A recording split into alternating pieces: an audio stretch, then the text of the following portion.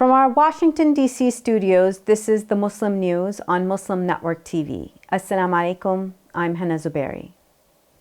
Our top story tonight.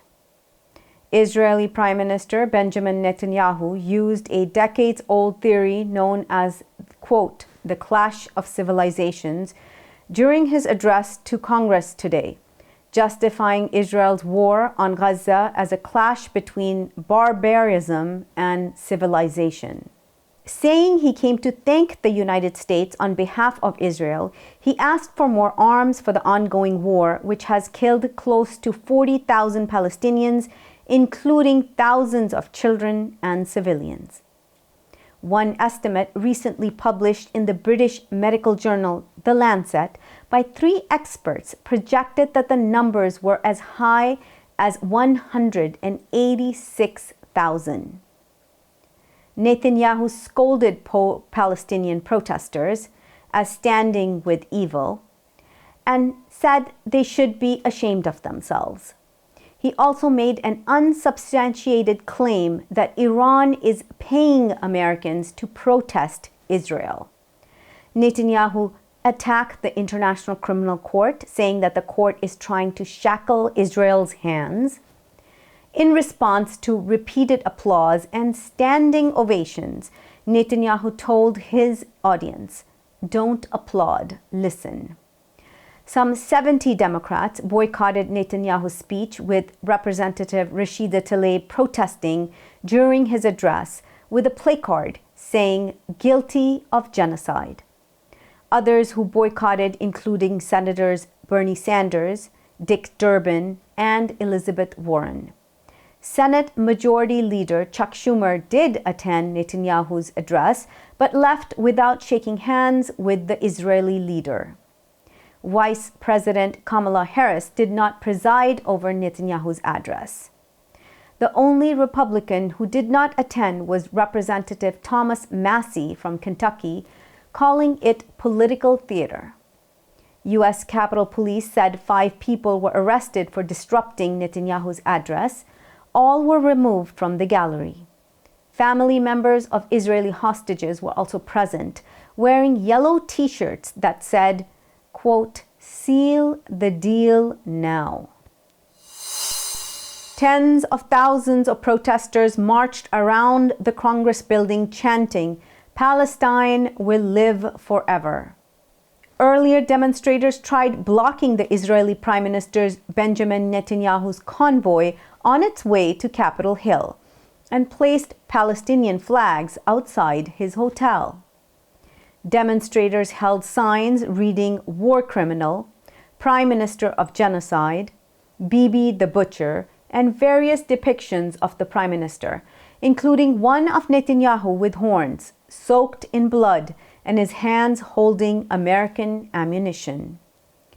One of the organizers, Jennifer Falcon, from the U.S. Campaign for Palestinian Rights, said in a statement, "Nothing will erase the fact that Biden's legacy is and will always be genocide." Over the past 9 months, he has repeatedly funded, armed, and backed Israel's mass slaughter of the Palestinian people. So I'm coming here to protest Netanyahu visiting here. I'm a tax-paying U.S. citizen, and I can't believe that my taxes are continuing to fund a genocide. I think that's unacceptable. And I can't believe he's here asking for more money when there are people literally dying of all of them, of all of his actions. Yeah, it's more than offensive. I mean, the United States has spent billions of dollars at this point sending arms to Israel, sending weapons in order to murder Palestinians and not just be complicit in this genocide, but actually make this genocide possible. So the fact that they're inviting this war criminal here and that they've been spending all of our tax money on war, on weapons, rather than the things that are needed here in this country is more than deeply offensive. It's completely wrong and immoral. I feel like I was betrayed by my own nation. My elected officials did not ask myself or anyone here or most of the people around this nation how they felt about inviting such a world-renowned criminal to speak at our place.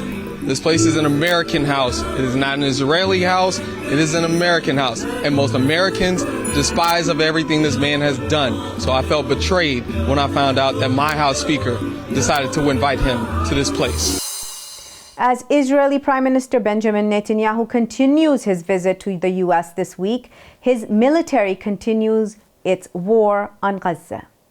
89 Palestinians were killed and 329 were wounded during the last 24 hours in Gaza, Palestine. Local sources indicate that around 150,000 residents have fled since Tuesday from the Khan Yunis area. More than 80% of Gaza is under evacuation orders with limited refuge available.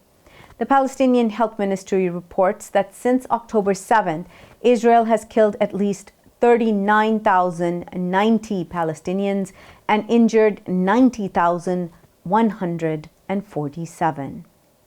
However, a recent letter published by 3 scientists in the British medical journal, The Lancet, suggests that the death toll could exceed 186,000, considering Israel's direct and indirect killings. Israel faces accusations of genocide at the International Court of Justice, which recently ordered a halt to military operations in Rafah. Demonstrators with the group Jewish Voices for Peace, including dozens of rabbis, occupied the Cannon House office building of the U.S. Capitol on Tuesday. They're calling for an immediate end to U.S. arms sales to Israel and a ceasefire in Gaza. The protest, staged a day before Israeli Prime Minister Benjamin Netanyahu's address to Congress, saw approximately 400 activists arrested by Capitol Police. JVP's executive director, Stephanie Fox, accuses the U.S. of complicity in genocide in Gaza and demands congressional action. The demonstration also featured rabbis chanting and praying for peace, highlighting their demand for a swift arms embargo on Israel to halt its war. Congresswoman Rashida Tlaib is calling for the arrest of Israeli Prime Minister Benjamin Netanyahu. She says he's a war criminal who needs to be handed over to the International Criminal Court. Tlaib also calls it utterly disgraceful that leaders from both parties have invited him to address Congress. Tlaib is a Palestinian-American lawmaker from the state of Michigan. She says that the U.S. has provided more than $141 billion in weapons to Israel to fund the ethnic cleansing of Palestinians since 1948, including $17.9 billion since last October. Sandy Hem, the longest-serving wrongly convicted woman in U.S. history, was exonerated on July 19th. Hem spent more than 43 years behind bars for a murder she did not commit. Judge Ryan Horseman overturned her 1980 conviction in the murder of Patricia Jenks of St. Joseph's, Missouri that year. Horseman says no evidence ever linked Hem to the crime. No witness or physical evidence tied her to the murder, and her confessions were coerced under duress while she was heavily medicated. Crucial evidence was also suppressed by the St. Joseph's Police Department, implicating one of their officers who was caught using the victim's credit card and hiding her belongings. Historic mosque tied to Malcolm X, Muhammad Ali, secures major preservation grant. Details come after the break. Stay tuned and we will be right back.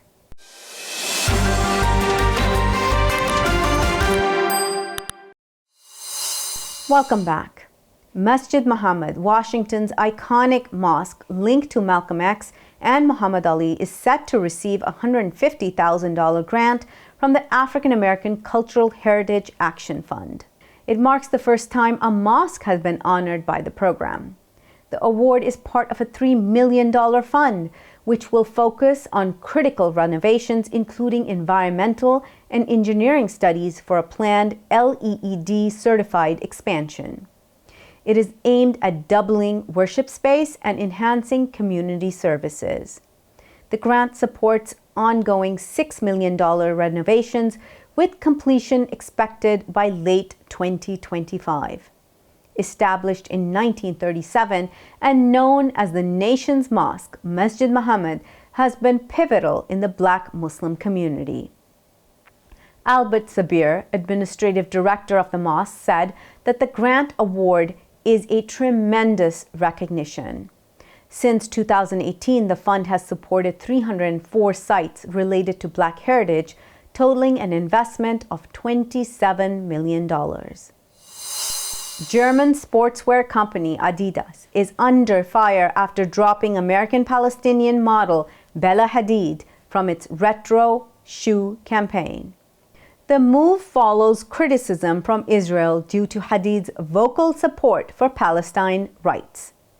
In response, Hadid has hired legal representation, and social media users are calling for a boycott of the brand. Adidas has apologized for any distress caused, but has not reversed its decision. Critics argue that the backlash could severely impact the company's sales in the Middle East and Africa, regions which represent half of its revenue. Observers liken it to ongoing boycotts faced by brands such as McDonald's and Starbucks over their perceived support for Israel. With a significant Muslim market at stake, the controversy may have far-reaching effects on Adidas' 2024 performance. Its 2023 annual report shows that Europe, the Middle East, and Africa account for the largest share of its net sales at 39%, totaling $6.9 billion. In the Asia-Pacific region, sales amount to 11% of global distribution. These two parts of the world together represent 50% of Adidas sales. According to Sami Hamdi, managing director of political risk firm The International Interest, Tel Aviv is distressed over increasingly negative public perceptions of Israel. Republican presidential candidate Donald Trump's campaign has filed a complaint with the Federal Election Commission, or FEC. It alleges that President Joe Biden and Vice President Kamala Harris breached campaign finance laws. The complaint claims that Biden's $91 million in campaign funds were improperly transferred to Harris's campaign after Biden's exit from the presidential race on Sunday. Trump's team describes the move as a brazen money grab, labeling it the largest violation in the history of federal campaign finance laws. They argue Harris's campaign is unlawfully benefiting from Biden's leftover funds and has falsely reported the transfer in official documents. The complaint targets Biden, Harris, their campaign committees, their treasurer, for what they claim is a massive financial and legal breach. Elon Musk has refuted reports that he's committing $45 million a month to support Republican presidential candidate Donald Trump. In an exclusive interview with conservative commentator Jordan Peterson on Musk's platform X, the billionaire denies giving a massive financial pledge to Trump. However, he did reveal that he has established a new super political action committee called America PAC to back the Republican candidate. The world on Sunday, July 21st, witnessed its hottest day ever on record, according to preliminary data from the EU's Copernicus Climate Change Service. Carlo Buontempo, director of the Climate Monitor, says there has been a staggering difference between the temperature of the last 13 months and previous records. Before July 2023, the highest daily global average temperature was 62.24 degrees Fahrenheit, which was recorded on August 13, 2016. Since July 3, 2023, there have been 57 days exceeding this record between July and August 2023, and during June and July so far in 2024. Bosnia and Herzegovina commemorated the 20th anniversary of the rebuilding of Mostar Bridge on Tuesday. The event was marked by a panel discussion to highlight the bridge's significance as one of the most important Ottoman monuments in the Western Balkans. The iconic Mostar Bridge was destroyed by the Croat forces during the 1992 to 1995 Bosnian War and rebuilt afterwards. The bridge collapsed into the waters of the Neretva River on November 9, 1993, after failing to withstand artillery shots fired by the Croat forces the day before. With the support of Turkey, it was rebuilt in accordance with the original design in 2004.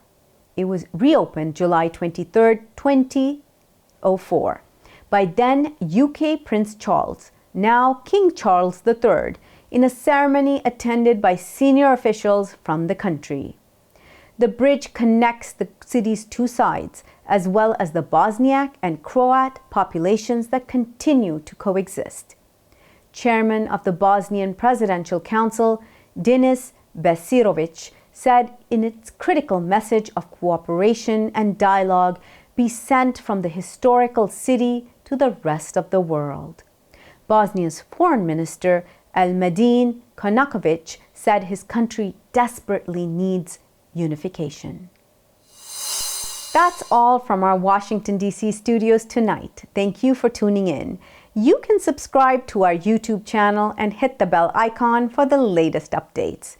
Your support is needed more than ever to continue our mission of providing informative, educational, and inspiring content to Muslims in North America and around the world. Donate now by visiting muslimnetwork.tv/donate. For more content, keep watching Muslim Network TV and visit our website at muslimnetwork.tv. Assalamu alaikum and good night.